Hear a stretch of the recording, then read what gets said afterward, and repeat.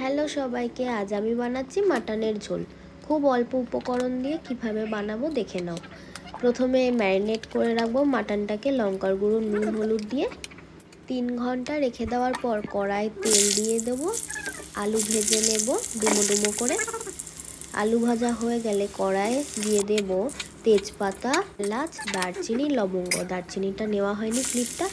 তারপর কুচানো পেঁয়াজ দিয়ে দেবো। ভালো করে পেঁয়াজটা লাল লাল করে ভেজে নেওয়ার পরে চর্বি দিয়ে দেবো। চর্বি দিয়ে তেল বেরোবে, সেই তেলেই রান্না হয়ে যাবে। তারপরে আদা রসুন দিয়ে দিলাম, দিয়ে হালকা ভাজার পরে টমেটো কুচু দিয়ে দিলাম। তারপর আগে থেকে সেদ্ধ করে রাখা 4টে সিটি দিয়ে সেদ্ধ করেছিলাম মাটনটা দিয়ে লঙ্কার গুঁড়ো, হলুদ গুঁড়ো, নুন দিয়ে ভালো করে কষাবো 30 থেকে 35 মিনিট। তারপর শুকনো লঙ্কা বাটা দিয়ে দিলাম 2 চামচ মতো।